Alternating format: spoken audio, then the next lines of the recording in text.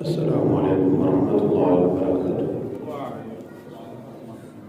إن الحمد لله نحمده ونستعينه ونستغفره ونعوذ بالله من شرور أنفسنا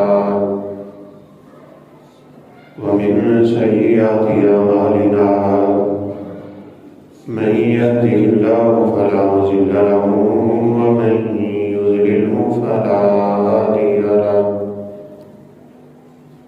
أشهد أن لا إله إلا الله وحده لا شريك له وأشهد أن محمدا عبده ورسوله. أما بعد فإن أحسن الحديث كتاب الله وخير الهدي هدي محمد صلى الله عليه وسلم وشر الأمور محدثاتها وكل محدثة بدعة وكل بدعة ضلالة وكل ضلالة في النار.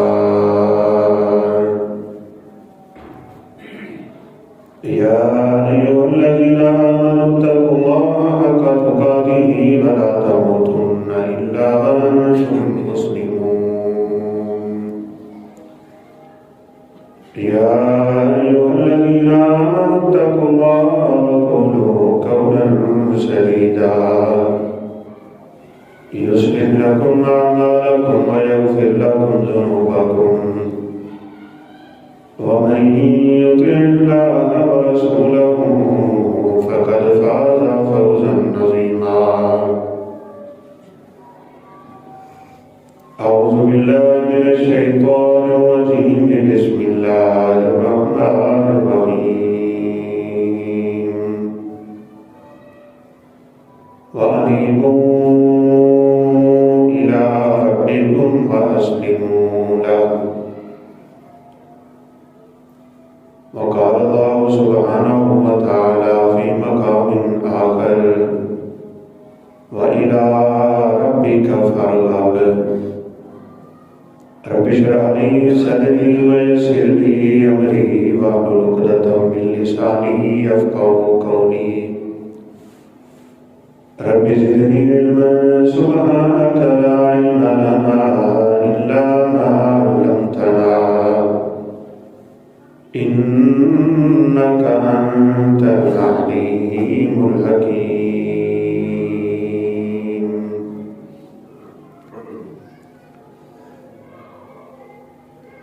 ہر قسم کی حمد و ثنا اللہ وحدہ لا شریک کے شان شایان ہے. لاکھوں کروڑوں انگنت درود و سلام جناب محمد الرسول اللہ صلی اللہ علیہ وسلم کی ذات اقدس پہ.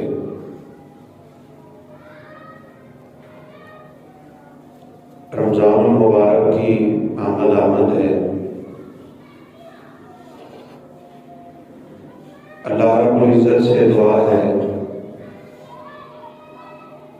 کہ اللہ ہمیں یہ مبارک گھڑیاں نصیب فرمائے. رمضان المبارک کا مل جانا اتنی بڑی سعادت اور خوش بختی ہے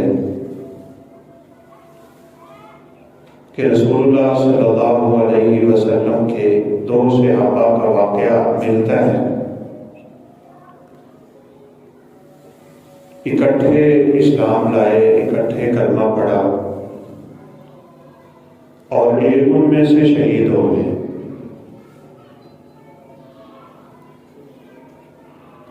دوسرے صحابی کو ایک سال بعد اللہ رب العزت نے اپنے پاس بلایا، لیکن شہادت سے وہ محروم تھے.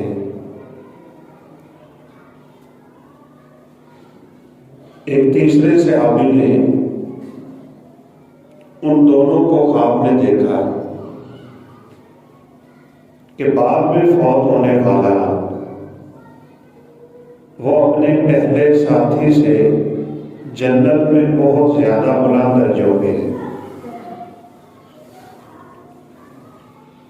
اب دل میں یہ احساس، شعور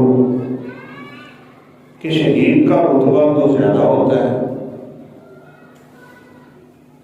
یہ ایسا کیوں ہے کہ یہ تو بستر مرض پہ تھا اور اپنی طبیعی موت اس دنیا سے گیا ہے، تو اس کا درجہ پہلے سے بلند کیوں ہے؟ اور بات یہ بھی ہمیں علم ہونی چاہیے کہ سچے لوگوں کے خواب بھی سچے ہوتے ہیں۔ یہ رسول اللہ صلی اللہ علیہ وسلم کا فرمان ہے، اصدقہم رؤیا اصدقہم حدیثا، جتنا کوئی شخص بات کا سچا ہے اتنے ہی اللہ اسے سچے خواب عطا کرتے ہیں۔ اب تو یہ خواب بھی صحابی رسول کا ہے صلی اللہ علیہ وسلم، فجر کی نماز پڑھ کے آپ صلی اللہ علیہ وسلم صحابہ سے خواب سنا کرتے تھے اور ان کی تعبیریں کیا کرتے، اور کبھی کبھی آپ اپنے خواب بیان کرتے اور ان کی تعبیریں بھی کرتے، جس سے ویسے ایک اور بات بھی سمجھ آتی ہے کہ ہمارا مسجد سے تعلق صرف یہ نہیں ہونا چاہیے کہ نماز پڑھی اور بھاگ گئے۔ صحابہ بیٹھتے مسجد میں، اور فجر کے بعد تو عمومی طور پہ سورج کے طلوع ہونے تک ویسے بھی بیٹھنا چاہیے۔ مسائل پہ گفتگو ہوتی رہتی تھی، خیر کی باتیں ہوتی تھیں، اور وہ آج بھی ہونی چاہیے۔ ہماری مسجدوں کا ماحول ویسے اس لیے بدل گیا ہے، مقتدیوں کو بڑی جلدی ہوتی ہے اور امام صاحب کو اس سے بھی زیادہ جلدی۔ وہ نماز پڑھا کے بیچارہ کسی اپنے کام کے چکر میں، اور مقتدیوں کو اپنے کاموں کی فکر بڑی ہوتی ہے۔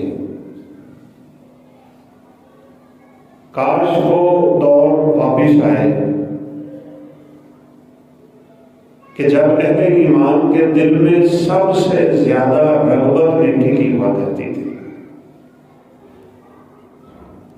اب انہوں نے رسول اللہ صلی اللہ علیہ وسلم پہ اپنا خواب بیان کر دیا، کہا کہ شہید ہونے کے باوجود جو رب نے مجھے خواب دکھایا ہے کہ اپنے بستر پہ فوت ہونے والا ایک نہیں کئی درجے اس سے اوپر جا چکا ہے، تو آپ صلی اللہ علیہ وسلم نے فرمایا الیس ھذا قد مکث سنہ، میرے صحابی کیا اس کو اللہ نے 1 سال مزید زندگی نہیں دی؟ اس میں رمضان آیا تھا اور اس رمضان کے روزوں کی وجہ سے اللہ نے اسے اپنے پہلے ساتھی پہ اتنا بلند درجہ دیا ہے جتنا زمین سے آسمان کا ہے۔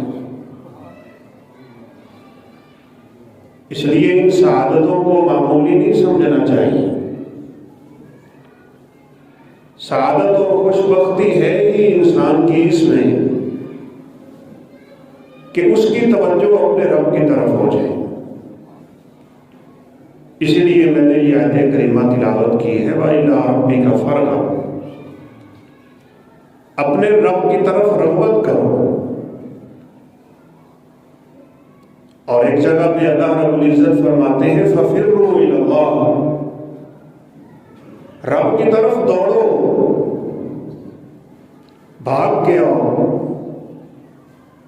آج جمعہ المبارک ہے، خوش بختی والا دن ہے، اور قرآن کا اس بارے میں خصوصی پیغام ہے اِذَا نُودِيَ لِلصَّلَاةِ مِن يَوْمِ الْجُمُعَةِ فَاسْعَوْا إِلَىٰ ذِكْرِ اللَّهِ وَذَرُوا الْبَيْعَ، جو ہی تم جمعہ کی اذان سنو دکانیں بند کر دو، کاروبار بند کر دو، اپنے کام کاج بند کر دو۔ فَاسْعَوْا إِلَىٰ ذِكْرِ اللَّهِ، اور اللہ کے ذکر یعنی خطبہ کی طرف، نماز کی طرف دوڑ کے آ جاؤ۔ آج بے برکتی اس لیے گھروں میں ہے اور لوگوں کی زندگیاں اس لیے پریشانی میں مبتلا ہو گئی ہیں کہ ہم نے دوسری چیزوں کو زیادہ عزیز سمجھ رکھا ہے۔ ابھی دیکھ لیں، کوئی اکا دکا مسجد آپ کو ایسے ملے گی کہ خطبہ شروع ہونے سے پہلے نمازی مسجد میں پہنچ چکے ہوں، آخر تک آتے ہیں اور بڑی مشکل سے آتے ہیں، اور 5 سے 7 منٹ اگر خطبہ پہلے ختم ہو جائے تو آدھی سے زیادہ مسجد کے نمازی پیچھے کھڑے ہوتے ہیں۔ ہم نے اس کی افادیت کو بھی نہیں سمجھا۔ رسول اللہ صلی اللہ علیہ وسلم نے فرمایا الجمعۃ الی الجمعۃ کفارۃ لما بینہا وزیادۃ 3 ایام۔ اگر کوئی بندہ صحیح طور پہ جمعہ پڑھے نا تو اللہ رب العزت اس جمعے سے پچھلے جمعے کے سارے گناہ معاف کر دیتے ہیں، اور صرف ایک ہفتہ نہیں بلکہ فرمایا وزیادۃ 3 ایام، ان میں 3 دن کا اضافہ کر کے اللہ تعالیٰ 10 دن کے گناہ انسان کے معاف کرتے ہیں۔ اور ترمذی شریف کی تو ایک بڑی خوبصورت روایت ہے، اور آپ لوگ جو آئے بیٹھے ہیں یہ آپ کے لیے بڑی خوشخبری بھی ہے، اللہ ہمیں استقامت نصیب فرما دے۔ آپ صلی اللہ علیہ وسلم نے فرمایا جس بندے نے جمعے والے دن غسل کیا، اچھا لباس پہنا، خوشبو لگائی، تیل لگایا، مسواک کی اور جلدی مسجد میں آ گیا، وَدَنَا وَاسْتَمَعَ وَأَنصَتَ، خاموش رہا، غور سے خطبہ سنا، امام کے قریب بیٹھا، آپ صلی اللہ علیہ وسلم کا فرمان سنیے۔ آپ نے فرمایا اللہ ہر قدم کے بدلے 1 سال کے روزے اور 1 سال کی تہجد کا ثواب عطا کرتے۔ اتنی بڑی فضیلت یہ اسی بندے کو ہی حاصل ہو سکتی ہے جس کی رغبت اپنے رب کی طرف ہو۔ یہ جمعے والے دن 12 گھڑیاں ہیں، نسائی میں روایت ہے وفی الجمعۃ 12 ساعۃ، جمعہ کو 12 گھڑیوں میں تقسیم کر، 6 جمعے کے بعد 6 جمعے تک۔ اب جس شخص کو یہ توفیق مل جائے کہ وہ پہلی گھڑی میں ہی مسجد میں آ جائے، اللہ رب العزت جہاں اسے یہ اجر عطا کرتے ہیں وہاں 1 اونٹ اللہ کے راستے میں قربان کرنے کا ثواب بھی پا لیتے ہیں۔ اچھے اونٹ کی قیمت اس وقت 3 سے 4 لاکھ روپے ہے، اور بڑی مشہور حدیث ہے پھر گائے، پھر بکرا یا چھترا، پھر مرغی، پھر انڈا، اور جب خطبہ شروع ہوتا ہے تو اب سعادت مندوں کا رجسٹر بند ہو چکا ہوتا ہے۔ آنے والوں کو اجر تو ملے گا، خطبہ جمعہ کا ثواب تو ملے گا، لیکن وہ اس خوش نصیبی سے محروم ہو گئے۔ اور حدیث مبارکہ کے یہ الفاظ ہیں کہ جو فرشتے رجسٹروں پہ نام لکھ رہے ہوتے ہیں وہ رجسٹر بند کر کے خطبہ سننے بیٹھ جاتے ہیں۔ یہ روحانی مجلسیں ہوتی ہیں، یہاں اللہ کے روحانی فرشتے، نورانی فرشتے کیا کریں گے؟ وہ ہمارا خطبہ سن کے اللہ اکبر، یہ واپس اپنے رب کے پاس جائیں گے اور اللہ رب العزت کو ہماری رپورٹ پیش کریں کہ یا اللہ جب ہم بیٹھے تو تیرا فلاں فلاں بندہ مسجد میں پہنچا ہوا تھا، خطبہ جمعہ ہو رہا تھا، وہ سن رہا تھا، نیکی کی رغبت اس کے دل میں تھی، تو تو اللہ رب العزت باوجود علم ہونے کے پوچھیں گے وہ چاہتے کیا تھے، وہ مانگتے کیا تھے؟ یا اللہ وہ تم سے جنت کا سوال کرتے تھے، جہنم سے پناہ مانگتے تھے؟ تو اللہ تعالیٰ فرشتوں سے کہتے ہیں گواہ ہے نا، میں نے ان سب کو معاف کر کے اپنی جنت کا فیصلہ کر دیا، ان کو میں نے اپنی جنتوں کا وارث بنا۔ اس لیے رمضان المبارک سے پہلے ہمیں اپنے دل و دماغ کی صفائی کرنی، ہمیں اللہ رب العزت کی طرف رغبت کا شوق پیدا کرنا ہے۔ جس قدر جس انسان کا شوق بڑھتا جائے گا، رب ذوالجلال کی قسم اٹھا کے کہتا ہوں اس کی زندگی میں سکون آتا چلا جائے گا۔ سکون دنیا کی چیزوں میں نہیں ہے، میں نے پہلے بھی ایک دفعہ اشارہ کیا، وہ آرام ہے، وہ ہارڈ ویئر ہے، سافٹ ویئر اندر ہے ہمارے دل کے۔ سکون اور چیز ہے، آرام اور چیز ہے۔ آپ اس دولت سے آرام خرید سکتے ہیں، سکون نہیں خرید سکتے۔ سکون اللہ رب العزت نے اپنی یاد میں رکھا ہوا ہے، اپنے ذکر میں رکھا ہوا ہے، نماز میں ہے، تلاوت میں ہے، قرآن میں ہے، اللہ رب العزت کے فرامین میں ہے، نبی کائنات علیہ الصلوۃ والسلام کے بتائے ہوئے دین میں، وہ ہمیں یہاں ملے گا۔ اللہ رب العزت نے ایک بڑی پیاری مثال دی ہے، اللہ نور السماوات والارض مثل نورہ کمشکاۃ فیہا مصباح المصباح فی زجاجہ۔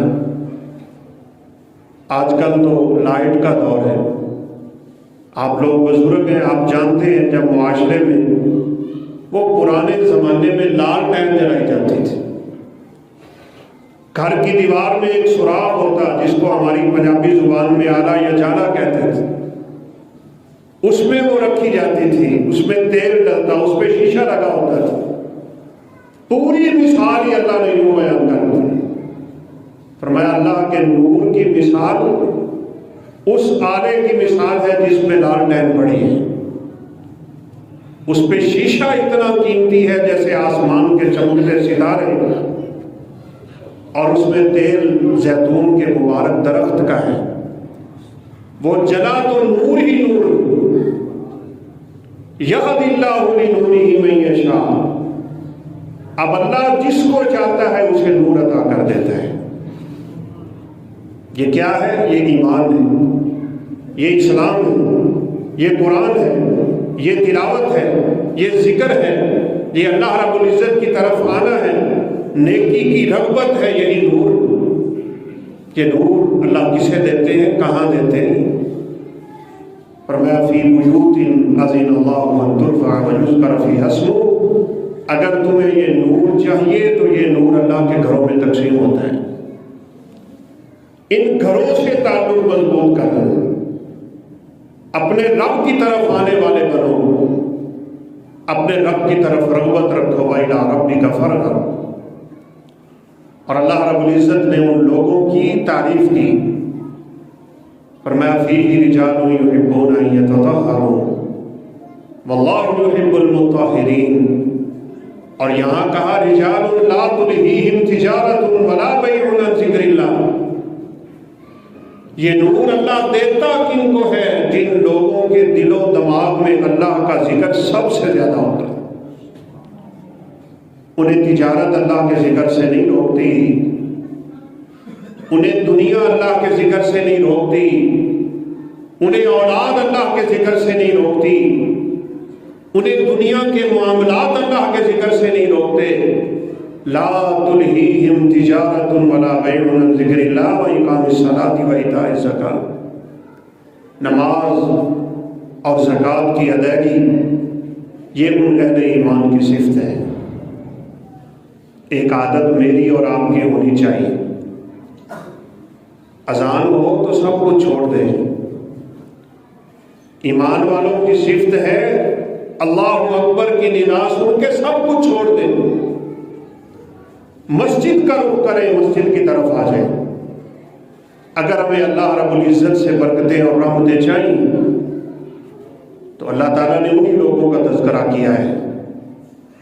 جتنا نماز کے ساتھ ہمارا تعلق گہرا ہوگا، نماز کی محبت ہمارے دل میں زیادہ ہوگی، اس کا شوق، اس کی رغبت اور اس کی فکر کائنات کے ہر کام سے زیادہ ہمارے دل میں ہونی چاہیے. اور یاد رکھیں، جس کی نماز درست ہے اس کے معاملات درست ہیں. جس کی نماز بگڑی ہوئی ہے اس کے معاملات بگڑے ہوئے ہیں، دنیا کے بھی اور آخرت کے بھی. اس لیے اپنی زندگی کی ایک روٹین بنائیں. اللہ ہمیں توفیق دے اذان کے بعد مسجد میں آ جائیں. کتنے سلف صالحین کے واقعات ملتے ہیں. سیدنا سعید بن مسیب رحمۃ اللہ علیہ، ان کے بارے میں کہنے والے نے کہا کسی نے 30-40 سال لکھا. ان کی زندگی کے 30 سے 40 سال ایسے ہیں کہ ان کی تکبیر تحریمہ کبھی بھی نماز سے نہیں ہوئی. نماز کا شوق حد سے زیادہ اپنے اندر پیدا کریں. یہ دل کی میل کو صاف کرتی ہے. یہ انسان کے دل سے اللہ رب العزت کے خلاف اور دین کے خلاف جو کچھ ہوتا ہے اس کو نکالتی ہے. جتنے شوق اور ذوق سے، لگن اور محنت سے، توجہ اور جوہر سے آپ نماز پڑھتے ہیں، اتنا ہی اللہ رب العزت آپ کو اپنے قریب کر لیتا ہے. رسول اللہ صلی اللہ علیہ وسلم مرض الوفات میں یہ ہے اصل وَإِلَىٰ رَبِّكَ فَارْغَب، جن کے دلوں میں اللہ کی رغبت ہوتی ہے، ایمان کی حلاوت اور مٹھاس ہوتی ہے، کوئی اور فکر نہیں. اللہ کے حبیب صلی اللہ علیہ وسلم کے آخری ایام کے بارے میں چند صحابہ سیدہ عائشہ صدیقہ رضی اللہ عنہا کی خدمت میں حاضر ہوئے. کہا ہمیں اپنے پیغمبر کے آخری ایام کا تذکرہ تو کر دیجیے. کیا حال تھا، کیا کیفیت تھی، اور آپ صلی اللہ علیہ وسلم کی کیا سوچ تھی اس وقت، کس چیز کی فکر تھی آپ کو. تو سیدہ عائشہ صدیقہ رضی اللہ تعالیٰ عنہ فرماتی ہے لما ثقل النبی صلی اللہ علیہ وسلم، جب اللہ کے حبیب بے ہوش ہونے لگ گئے، کیفیت یہاں تک پہنچ گئی کہ آپ صلی اللہ علیہ وسلم پہ بے ہوشی اور وشی طاری ہوئی. کافی دیر بے ہوش رہنے کے بعد آپ کو ہوش آئی. اب ہوش آنے کے بعد آپ صلی اللہ علیہ وسلم نے یہ نہیں پوچھا میری فاطمہ کا کیا حال ہے، یہ نہیں پوچھا عائشہ صدیقہ کا کیا حال ہے، یہ نہیں پوچھا حسن و حسین کیسے ہیں، کوئی اور معاملہ نہیں پوچھا. آپ صلی اللہ علیہ وسلم کی زبان اطہر پہ پہلا کلمہ یہ تھا اصل الناس، کیا لوگوں نے نماز پڑھ لی؟ سب سے زیادہ فکر نماز کی. اصل الناس، کیا لوگوں نے نماز پڑھ لی؟ آپ صلی اللہ علیہ وسلم کو جواب ملا کہ ہم ینتظرونک، وہ آپ کا انتظار کر رہے ہیں. آپ صلی اللہ علیہ وسلم نے فرمایا مشکیزہ پانی کا لاؤ. غسل کیا، اٹھنا چاہ رہے تھے، آپ پھر بے ہوش ہو گئے. جب آپ صلی اللہ علیہ وسلم کو پھر ہوش آئی تو آپ کا پہلا سوال پھر یہی تھا اصل الناس، کیا لوگوں نے نماز پڑھ لی؟ کہا نہیں، وہ آپ کا انتظار کر رہے. سیدہ عائشہ صدیقہ رضی اللہ تعالیٰ عنہ فرماتی ہیں یہادا بین الرجلین، آپ اس حالت میں اٹھے ہیں نماز پڑھانے کے لیے، مسجد میں جانے کے لیے. آپ کا ایک ہاتھ سیدنا علی کے کندھے پہ ہے، دوسرا ہاتھ سیدنا عباس کے کندھے پہ ہے. وَرِجْلَاهُ تَخُطَّانِ عَلَى الْأَرْضِ، آپ کے دونوں پاؤں زمین پہ گھسٹتے جا رہے تھے اور زمین پہ لکیر پڑتی جا رہی. مسجد میں جانے کی فکر ہے، نماز کی فکر ہے، سب سے پہلے نماز کی فکر ہے. سیدنا عمر فاروق رضی اللہ تعالیٰ عنہ، اللہ اکبر، نماز پڑھا رہے تھے جب اولو مجوس نے انہیں خنجر مارے. وہ دعا کیا کرتے تھے اللہم ارزقنی شہادتا فی سبیلک فی بلد نبیک، اللہ مجھے شہادت کی موت دے اور اپنے نبی کے شہر میں۔ اللہ اکبر، کس قدر اپنے پیغمبر کی زبان پہ ان کو اعتبار ہے۔ انہیں پکا پتا تھا میں شہید ہوں، لیکن اگلا سوال رب سے کر رہے ہیں کہ شہید ہوں تیرے نبی کے شہر میں۔ کیسے پتا تھا میں شہید ہوں؟ رسول اللہ صلی اللہ علیہ وسلم نے ان کو زندگی میں بتا دیا تھا کہ عمر شہید ہو۔ سیدنا ابوبکر صدیق، عمر فاروق، عثمان ذو النورین اور رسول اللہ صلی اللہ علیہ وسلم بہت پہاڑ کے اوپر جا رہے ہیں، اور یہ پہاڑ اتنا عظیم پہاڑ ہے کہ آپ صلی اللہ علیہ وسلم نے فرمایا ھذا جبل یحبنا ونحبہ، یہ پہاڑ ہم سے محبت کرتا ہے، ہم اس سے محبت کرتے ہیں۔ یہ پچھلے دنوں میں ایک بزرگ سے ملا، بڑے نیک تھے، تو انہوں نے مجھے کہا کہ بیٹا میں بھی مدینہ میں آتا جاتا رہتا ہوں۔ کہا میں نے جب اللہ کے حبیب کی یہ حدیث سنی ہے نا کہ یہ پہاڑ ہم سے محبت کرتا ہے، ہم اس سے محبت کرتے ہیں، تو کہا میں نے بہت پہاڑ سے ایک پتھر لے کے نا اس کا انگوٹھی کا نگینہ بنوایا ہے، اور یہ دیکھیں نگینہ میں نے جڑوا کے اپنے ہاتھ میں رکھا ہوا ہے کہ جس چیز سے اللہ کے رسول کو محبت ہو ہمیں بھی اس سے محبت ہونی چاہیے۔ کہا میں نے اس کام کے لیے 500 ریال بھرا ہے۔ شوق ہے نا، ہمیں محبتیں ہی اور ہیں، ہمارے رویے ہی اور ہیں، ہماری زندگی کے زاویے ہی اور ہیں، ہمارا نصب العین ہی اور ہے، ہمارے آئیڈیل ہی اور ہیں، اور بالخصوص آج کل کے نوجوانوں کی پسندیدی چیزیں ہی اور ہیں۔ کسی کا کرکٹر ہے، اس کو فائن بنایا ہوا ہے۔ ہماری سیاست، ہم نے سیاسی لوگوں کو اپنا محبوب بنا لیا، ہم نے گھر کے ماحول کو اپنا محبوب بنایا، ہم نے اپنی اولاد کو زیادہ محبوب سمجھا، ہم نے اپنی زندگی کو زیادہ محبوب سمجھا، ہم نے کاروبار کو زیادہ محبوب سمجھا، ہم نے دنیاوی معاملات کو زیادہ محبوب سمجھا۔ اور اللہ رب العزت قرآن میں کہتے ہیں قُلْ إِنْ كَانَ آبَاؤُكُمْ وَأَبْنَاؤُكُمْ وَأَزْوَاجُكُمْ وَعَشِيرَتُكُمْ وَأَمْوَالٌ اقْتَرَفْتُمُوهَا وَتِجَارَةٌ تَخْشَوْنَ كَسَادَهَا وَمَسَاكِنُ تَرْضَوْنَهَا أَحَبَّ إِلَيْكُم مِّنَ اللَّهِ وَرَسُولِهِ وَجِهَادٍ فِي سَبِيلِهِ فَتَرَبَّصُوا حَتَّىٰ يَأْتِيَ أَمْرُ اللَّهِ۔ اگر تمہیں اللہ سے اور اللہ کے رسول سے تمہاری اولادیں محبوب ہے، گھر محبوب ہے، کاروبار محبوب ہے، اولاد محبوب ہے، والدین محبوب ہے، رشتے محبوب ہے، مکان محبوب ہے، تجارت کے اس کے خسارے سے تم ڈرتے ہو، وہ تمہیں زیادہ محبوب ہو گیا ہے، تو اللہ کہتے ہیں فتربصوا، میرے عذابوں کا انتظار کرو۔ اسی لیے تو بے برکتی ہے، میرے اور آپ کے دماغ میں سب سے زیادہ محبوب چیز اللہ اور اللہ کا رسول ہونا چاہیے صلی اللہ علیہ وسلم۔ تب جا کے رغبتیں بدلیں گی، تب جا کے ترغیبات بدلیں گی، تب جا کے ترجیحات بدلیں گی۔ کتنے صحابہ کرام کے واقعات ملتے ہیں، اللہ اکبر۔ ایک اللہ کی بندی جب میدان جہاد میں گئی نا تو اس کو بتایا گیا کہ تیرا پوری زندگی کا سرمایہ لٹ گیا ہے، باپ تیرا شہید ہو گیا، بیٹے تیرے شہید ہو گئے، بھائی تیرے شہید ہو گئے، خامن تیرا شہید ہو گیا۔ یہی انسان کا سرمایہ دنیا میں بالخصوص عورت کا۔ اس کی زبان پہ کیا تھا؟ مجھے یہ بتاؤ، اللہ کے پیغمبر تو محفوظ ہے نا، آپ کو تکلیف نہیں پہنچنی چاہیے۔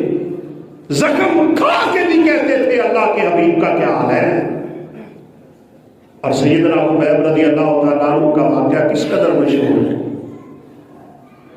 قیدی گرفتار کر کے مکہ میں لے گئے اور ان کے بڑے سردار کی گردنیں اڑائی تھی خبیب نے جنگ بدر میں۔ کہا چلو بدلہ لینے کا موقع ہے، قید میں ڈال دیا، لیکن رب تعالیٰ تو ہے نا۔ اس گھر کی مالکن کہتی ہے، صحیح بخاری کی روایت ہے، وہ کہتی ہے میں نے کائنات میں خبیب سے بڑھ کے کوئی قیدی ایسا نہیں دیکھا کہ میں دیکھ کے حیران رہ جاتی تھی۔ جب میں خبیب کے پاس جانا چاہ رہی ہوتی تو جنت سے اس کے لیے فرشتے کھانا لا چکے ہوتے تھے۔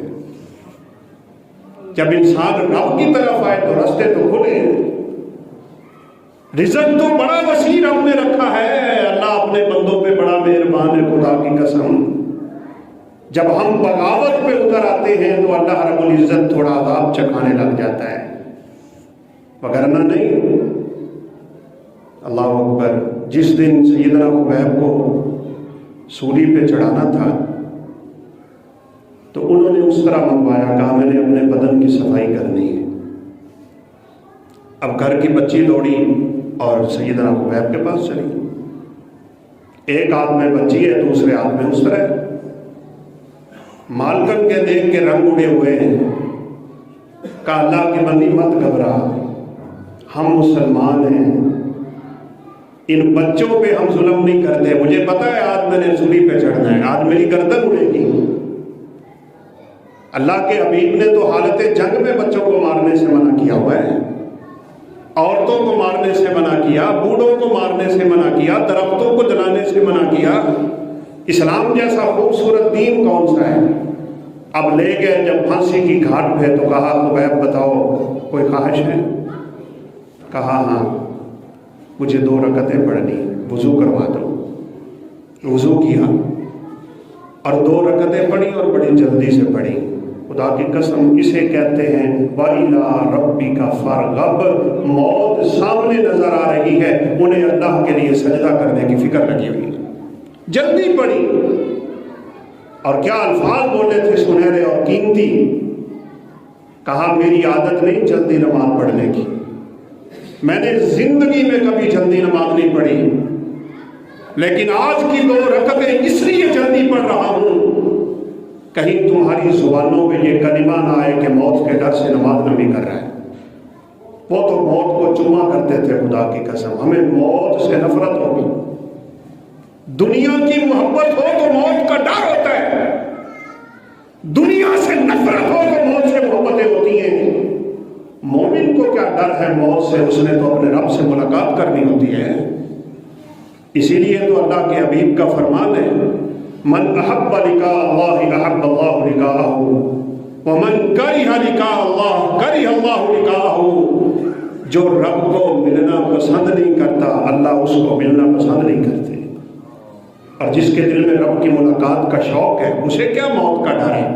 وہ کھجورے نہیں کھا رہے تھے صحابی، اللہ کے پیغمبر کی آواز کان میں پڑی کہ شہادت کی موت جنت کا متلاشی دیکھ سکتا ہے، خون کا قطرہ گرے گا جنت میں پہنچ جائے گا۔ کھجورے اٹھا کے ادھر پھینک دی اور کہا رب کی جنت میں پہنچتے پہنچتے کہیں کھجورے مجھے لیٹ نہ کر دیں۔ میدان میں اترے اور عہد کی پرلی دامن سے کہا مجھے جنت کی خوشبو آ رہی ہے، شہید ہو گئے۔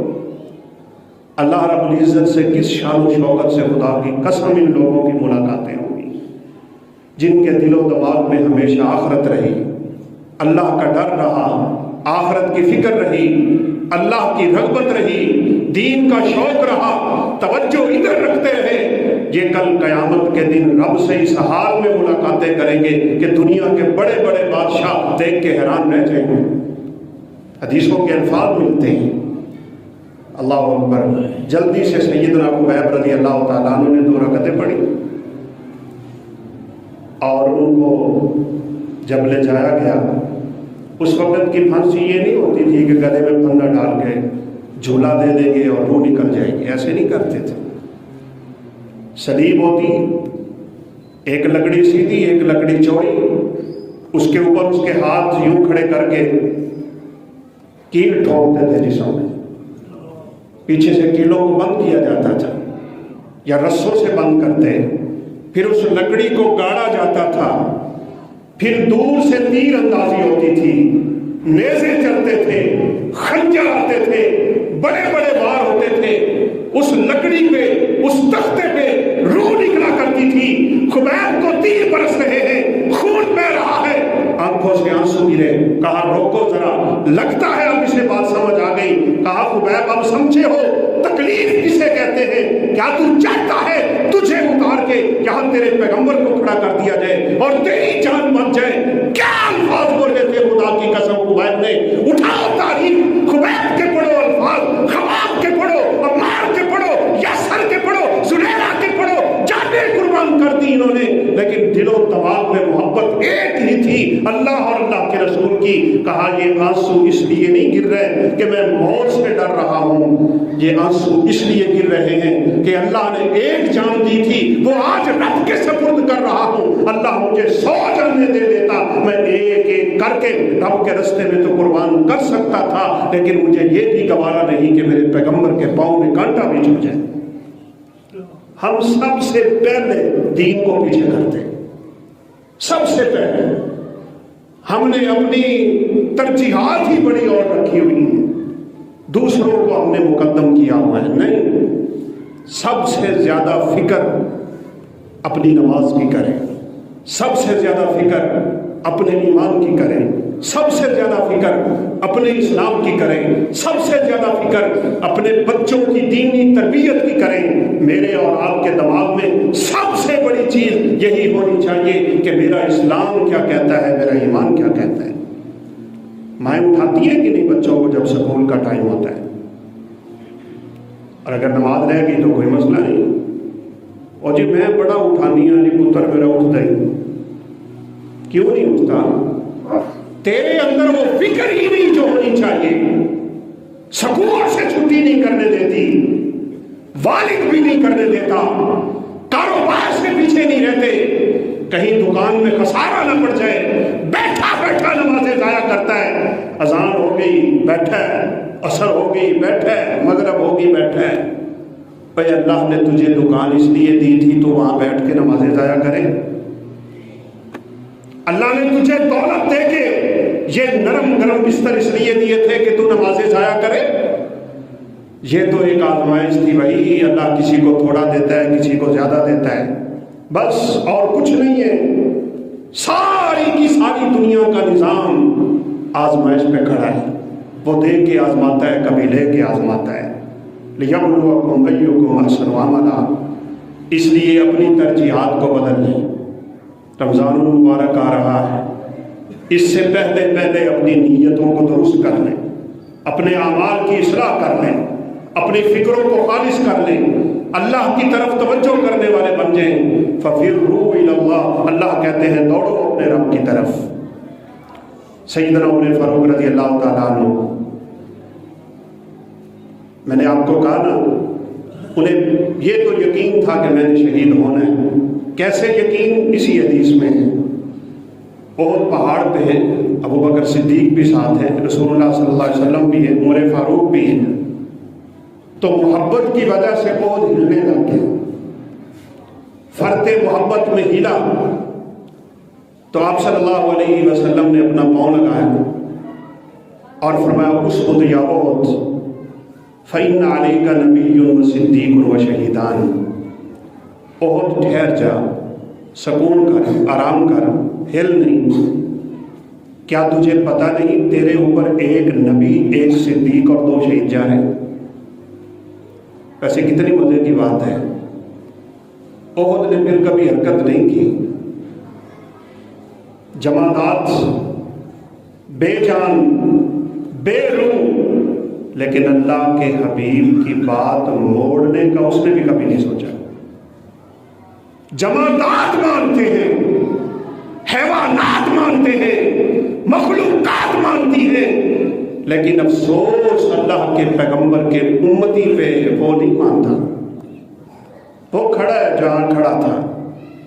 اس نے نہیں بدلا اپنے آپ کو یہ سن کے کہ اللہ کے حبیب کا فرمان ہے، اللہ کے حبیب کا پیغام ہے. احد ٹھہر گیا. عمر نے سن لیا کہ میں شہید ہوں، عثمان نے سن لیا کہ میں شہید ہوں. پھر دعا کیا کرتے تھے، اللہم ارزقنی شہادتا فی سبیلک فی بلد نبیک. اللہ شہادت تو تو نے دینی ہی دینی ہے، اپنے نبی کے شہر میں دے دے تو کیا کمال ہے. کیوں بھلا؟ قیامت کے دن سب سے پہلی جو قبر کھلے گی وہ رسول اللہ صلی اللہ علیہ وسلم کی ہے. آپ سب سے پہلے نکلیں گے. پھر آپ اپنی دائیں جانب سے ابو بکر کو، بائیں جانب سے عمر فاروق کو نکالیں گے. پھر بقیع جائیں گے. پھر بقیع کی قبریں کھلیں گی. جتنے اہل اسلام وہاں پڑے ہیں اللہ کے حبیب ان کے لیے اللہ سے سفارش کریں گے. اسی لیے فرمایا مدینے کی موت مانگو. اور مدینہ میں مر سکتے ہو تو مرو، یعنی وہاں رہ سکتے ہو تو رہو۔ نماز پڑھا رہے تھے، لوگ کہا کرتے تھے عمر تیرا عجیب سوال ہے، شہادت مانگتے ہو اور اللہ کے نبی کے شہر میں، یہ تو امن کا شہر ہے، یہاں کیسے شہادت تو میدان جہاد میں ملے گی؟ لیکن وہ کہا کرتے تھے اللہ چاہے گا تو کرے گا۔ نماز پڑھا رہے ہیں فجر کی، مغیرہ بن شعبہ رضی اللہ تعالیٰ عنہ کا یہ غلام تھا، مجوسی تھا، آگ کا پجاری تھا، خنجر بناتا تھا، خنجر اس نے خصوصی تیار کیا تھا، عمر فاروق رضی اللہ تعالیٰ عنہ کے 2 دھاری خنجر اور زہر میں بجھا ہوا۔ آپ نے قرات شروع کی اور غالباً رکوع تک پہنچے کہ اس نے وار کر دیا، اندھیرے ہوا کرتے تھے۔ جب وار ہوا تو عمر فاروق رضی اللہ تعالیٰ عنہ نے فرمایا کہ قتلنی کلب من کلاب، مجھے لگتا ہے کسی چیز نے مجھے کاٹ لیا ہے، خون نکلنے لگ گیا، بے ہوشی کی سی کیفیت طاری ہونے لگ گئی، لیکن توجہ کدھر ہے، فکر کس چیز کی ہے؟ پیچھے ہوئے، عبد الرحمن بن عوف کا ہاتھ پکڑا اور مصلی پہ کھڑا کر کے کہا نماز پڑھا۔ نماز نہیں جانی چاہیے، نماز تو اللہ کے بندو حالت جنگ میں معاف نہیں ہے، حالت امن میں کہاں معاف ہوگی؟ قرآن کہتا ہے فرجالن اور رکبانن، جنگ چھڑ پڑی، گمسان کی جنگ ہے، آپ رکوع نہیں کر سکتے نہ کریں، سجدہ نہیں کر سکتے نہ کریں، لیکن نماز تو وہاں بھی معاف نہیں ہے۔ اللہ کہتے ہیں دوڑ رہے ہو تو دوڑتے پڑھو، سواری پہ ہو تو سواری پہ پڑھو۔ یا بیٹھا ہے جوان دکان پہ اور نماز ضائع ہو رہی، بیٹھا ہے کاروبار پہ اور نماز ضائع ہو رہی، یہ تیرا کاروبار بھی تیرے لیے وبال جان، تیری سواری بھی تیرے لیے وبال جان۔ جس جگہ پہ بیٹھ کے تو نماز ضائع کرتا ہے وہی جگہ کل قیامت کے دن تیرے لیے وبال جان بنی کھڑی ہوگی۔ اس لیے کاروبار میں برکتیں چاہتے ہو، نماز آؤ، اذان ہو جائے بند کرو، آ جاؤ۔ پھر کیا ہوا؟ عمر فاروق رضی اللہ تعالیٰ عنہ بے ہوش ہو گئے، وار اتنا سخت تھا کہ دھاری دار خنجر تھا، اس نے کھینچا تو ہنڈڑیاں باہر آ گئی۔ طبیب آتے رہے، دودھ پلایا تو دودھ ہنڈڑیوں کے اندر سے باہر نکل آیا۔ انہوں نے کہا کہ اب عمر فاروق کے بچنے کی کوئی کیفیت نظر نہیں آ رہی، نہ ہی ان کی حالت ہے کہ یہ بچ پائیں گے۔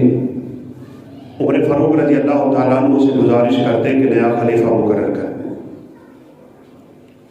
بے ہوش ہو گئے، ہوش آئی، پتہ سب سے پہلا سوال کیا تھا؟ ہمیں یہ باتیں سمجھ نہیں آتی، خدا کی قسم۔ عمر فاروق رضی اللہ تعالیٰ عنہ نے اتنا گہرا زخم کھا کے، اتنی لمبی بے ہوشی گزار کے، جب اللہ رب العزت نے انہیں ہوش عطا کی، پہلا سوال یہ تھا جس نماز میں مجھے زخم لگے تھے وہ عبد الرحمن نے نماز پوری کی تھی کہ نہیں کی؟ وہ فجر کی نماز پوری ہوئی تھی کہ نہیں؟ کہا امیر المومنین کو پوری ہو گئی تھی۔ کہا مجھے مارنے والا کون تھا؟ کسی کلمہ گو کے ہاتھ سے تو مجھے زخم نہیں لگے؟ کہا نہیں، امیر المومنین وہ کافر ہے۔ کہا اللہ رب العزت کی تعریف کہ جس نے کسی مسلمان کو اس آزمائش میں مبتلا نہیں کیا۔ اٹھا نہیں جا رہا، کیسے اٹھ سکتے تھے؟ ایک نوجوان داخل ہوا ہے، ان کی رغبتیں دیکھیں، ان کی فکریں دیکھیں، ان کی ترغیبات دیکھیں، ان کی ترجیحات دیکھیں، ان کی سوچیں اور فکریں دیکھیں۔ ایک نوجوان داخل ہوا، امیر المومنین کی عیادت کی، اور عیادت کرنے کے بعد واپس جانے لگا تو اشارہ کیا کہ مجھے سہارا دو، اٹھاؤ تھوڑا سا۔ سہارا دیا گیا، اٹھایا گیا، کہا اس کو واپس بلاؤ۔ واپس بلا کے پتا کیا کہنے لگے؟ کہا بیٹا تیری شلوار کیوں ٹخنوں سے نیچے ہے؟ تجھے پتہ نہیں اللہ کے حبیب نے اس بات سے منع کیا ہوا ہے؟ انسان کے کپڑے کا وہ حصہ جو ٹخنوں سے لٹکتا ہے فَهُوَ أَسْفَلُ فِي النَّارِ، وہ جہنم کا ایندھن ہے، جہنم کا ایندھن۔ ارفع ثوبک، بیٹا یہ کپڑا اوپر اٹھا، تیرا کپڑا بھی پاک رہے گا، اللہ رب العزت تجھے نیکیاں بھی عطا کرتے رہیں گے۔ کوئی فکر نہیں کہ میں نے یہاں کوئی اور بات کرنی ہے، اتنے بابا مرن لگیا زمین کے روڑے پائی کھڑا ہے، اسے فکر ہی اور ہے۔ خدا کی قسم ہماری سوچیں بڑی عجیب بنی ہوئی ہیں۔ اور یاد رکھیں میری مائیں بہنیں بیٹیاں بھی سن رہی ہیں، آپ لوگ بھی سماعت کر رہے ہیں، آج کل کے گھروں میں بے سکونی کی سب سے بڑی وجہ یہ ہے ہمارے گھروں میں دین نہیں ہے، اسلام نہیں ہے، ایمان نہیں ہے۔ عورتیں بیٹھتی ہیں غیبت کی باتیں کرتی ہیں، عورتیں بیٹھتی ہیں شوہر کی شکایات کی باتیں کرتی ہیں، عورتیں بیٹھتی ہیں بد زبانی کی باتیں کرتی ہیں، مرد بیٹھتا ہے اس کے بے دین سجن بھی ایسے ہیں وہ بھی اسی طرح کی باتیں سنتا ہے۔ بیٹھنا کسی کے بعد جو بات کرے تو اللہ اور اللہ کے رسول کی، پھر دیکھ سکون کیسے آتا ہے۔ عورت بیٹھے نا کسی عالمہ کے پاس، چلے اچھا ہوا مجھے قاری صاحب کا پیغام یاد آ گیا، سوموار کو عورتوں کا پروگرام ہے استقبال رمضان کے حوالے سے، آؤ نا بیٹھو سنو۔ کیا کہا کرتے تھے صحابہ کرام رضوان اللہ علیہم اجمعین؟ کہتے تھے آؤ بیٹھیں ہم اللہ کا ذکر کریں، ہمیں قیامت یاد آئے، ہمیں آخرت یاد آئی۔ جب سننا ہی جھوٹ ہے، جب سننے ہی گانے ہیں، جب سننا ہی بکواس ہے، جب سننا ہی فرار ہے، جب بیلی ہی گندے ہیں، جب سجن برے ہیں، جب دوست بگڑے ہوئے ہیں، ماحول بگڑا ہوا ہے، ساتھی برے ہیں، سارا نظام بگڑا ہوا ہے، تجھے اور مجھے سکون کہاں سے آ جائے؟ سکون تو تب ملے گا جب میرے دائیں بائیں، میرے بیلی، میرے سجن، میرے یار، میرے دوست، مجھے ساتھ بولنے والے، گفتگو کرنے والے، اللہ کی یاد دلانے والے ہوں گے، آخرت کی بات کرنے والے ہوں گے۔ ان چیزوں میں اللہ رب العزت نے سکون رکھا ہوا ہے۔ صحابہ کبھی سفر پہ جاتے نا تو وہ تلاش کیا کرتے تھے اور دعائیں کیا کرتے تھے۔ ایک صحابی مکہ میں آئے نا تو مکہ میں آ کے دعا کرنے لگے، کہا کہ اللہ مجھے کوئی نیک ساتھی دے دے جس کے ساتھ بیٹھوں تو تو یاد آ جائے۔ خدا کی قسم اللہ کے کچھ بندے آج بھی دنیا میں ایسے ہیں، ان کو دیکھنے سے خدا یاد آتا ہے۔ اپنے ان بچوں کی تربیتیں کر لو، ان بچوں کو اپنے بڑوں کے واقعات سنایا کرو۔ ابھی بھی ایسے بزرگ ہیں، تیرے باپ میں، تیرے دادا میں، نانا میں، پڑنانا میں، لڑی میں کوئی تو ہوگا جو اذان پڑھتا تھا، کوئی تو ہے جو تکبیریں پڑھتا تھا، کوئی تو ہے جو صف اول کا نمازی تھا، کوئی تو ہے جو حافظ قرآن تھا۔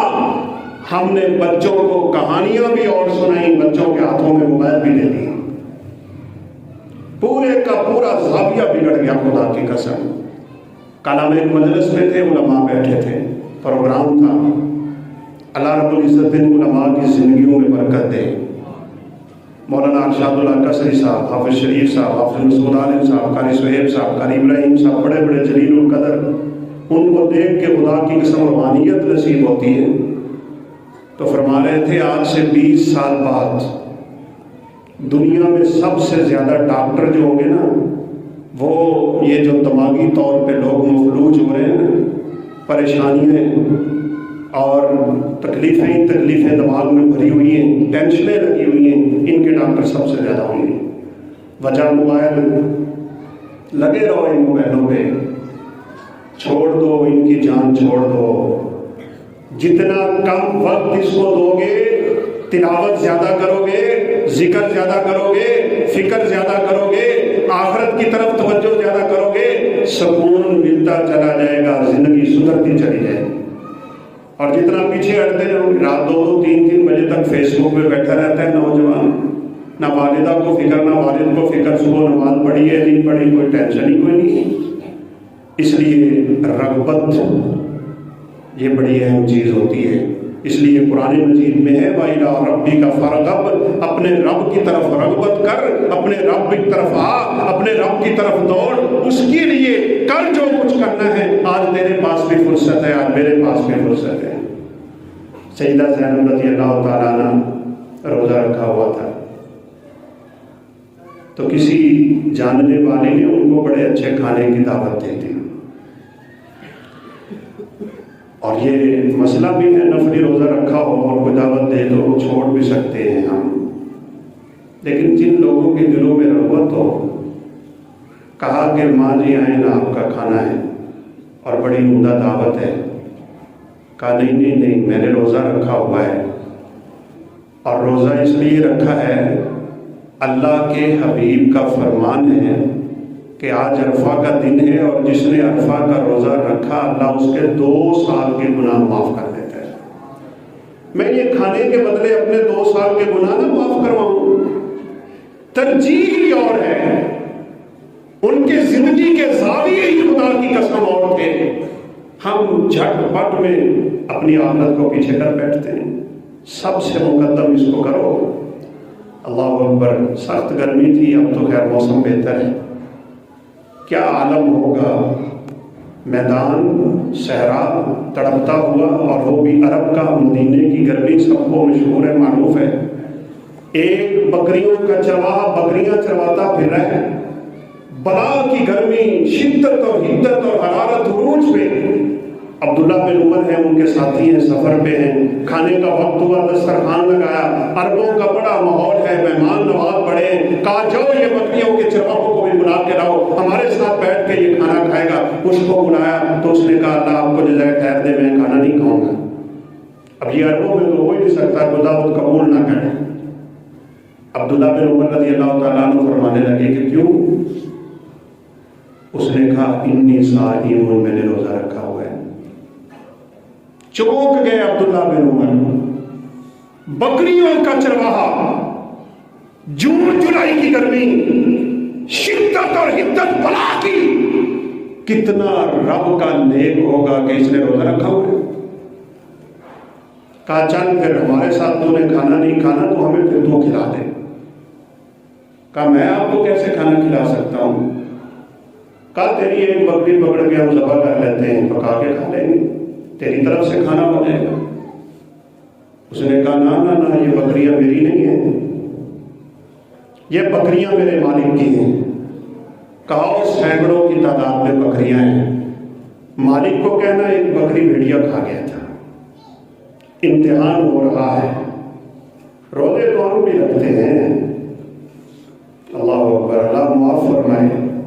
رسول اللہ صلی اللہ علیہ وسلم نے فرمایا بہت سے روزے دار ایسے ہوتے ہیں جن کو سوائے بھوک پیاس کے کچھ ہاتھ نہیں آتا، جھوٹ بھی بولتا ہے، فراڈ بھی کرتا ہے، دھوکہ بھی دیتا ہے، برائی بھی کرتا ہے، نظر کی حفاظت بھی نہیں، زبان کی حفاظت بھی نہیں، وقت گزاری کے لیے عصر کے بعد موبائل پہ گیمیں کھیل رہا ہے۔ روزے دار تیرا کیسا روزہ ہے؟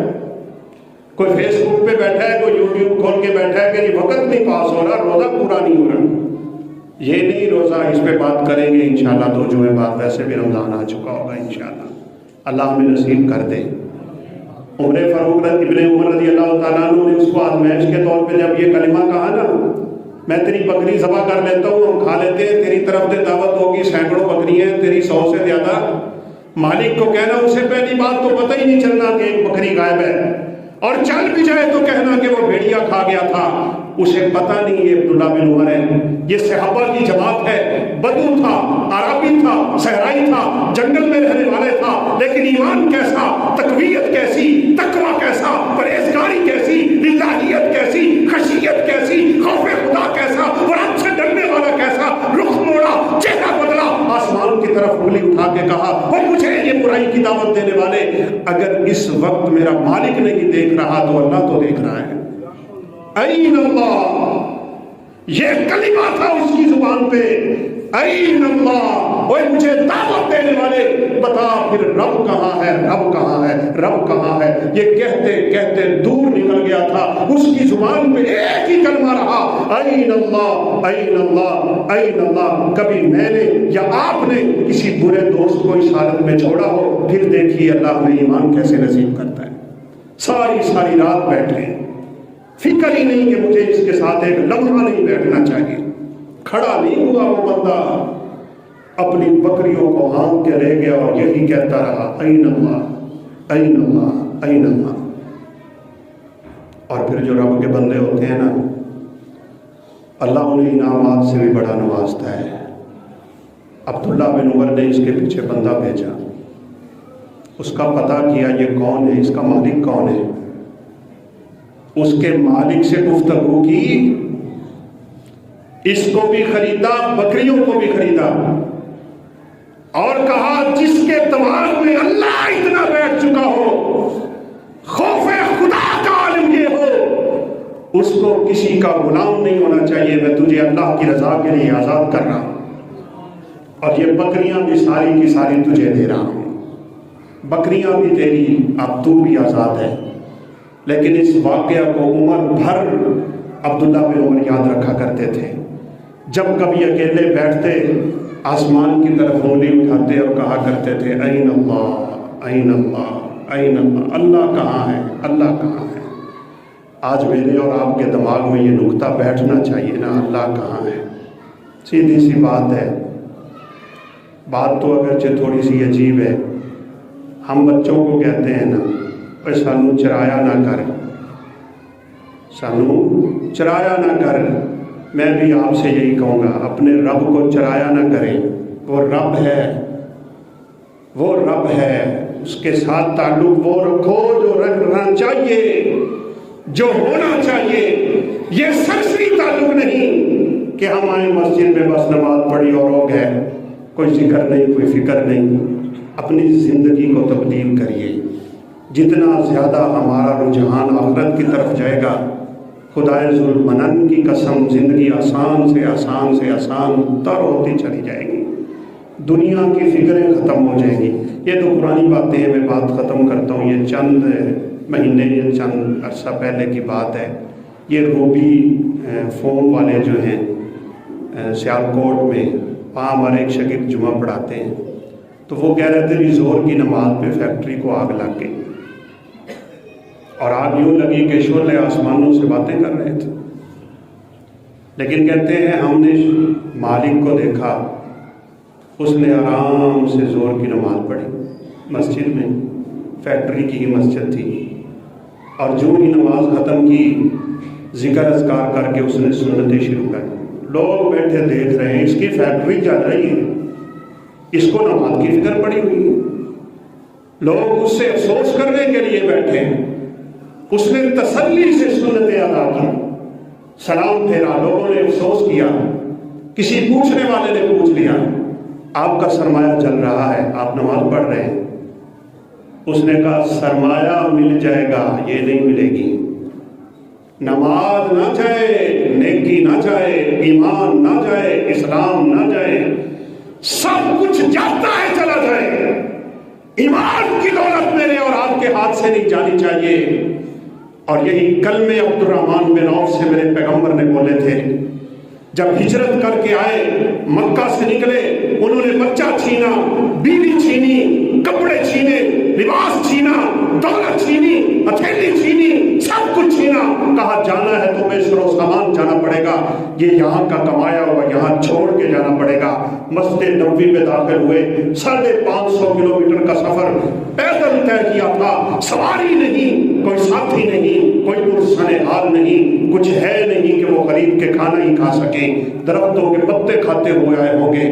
مسجد نبوی میں داخل ہوئے، اللہ کا کرنا، اللہ کے حبیب سامنے ہیں، صحابہ بیٹھے ہیں، گفتگو ہو رہی ہے، عبد الرحمن بن عوف داخل ہوئے، پاؤں سے خون بہ رہا تھا، کہ اللہ کے حبیب بیوی لٹ گئی، بچے لٹ گئے، سرمایہ لٹ گیا، دولت لٹ گئی، گھر لٹ گیا، میں سب کچھ لٹا کے آ گیا ہوں۔ اللہ کے حبیب کا فرمان کیا تھا؟ کہا عبد الرحمن ایمان بچا کے آ گئے ہو، سب کچھ بچا کے آ گئے، دولت مل جائے گی، بیوی مل جائے گی، بچے مل جائیں گے، گھر مل جائے گا، کاروبار مل جائے گا، دنیا مل جائے گی، لیکن ایمان کی دولت اگر رخصت ہوئی تو پھر اس کا ملنا بہت مشکل ہوگا۔ اس لیے اسی کی فکر میں زندگی گزاریں۔ اللہ ہم سب کو توفیق نصیب فرمائے۔ وآخر دعوانا الحمدللہ رب العالمین۔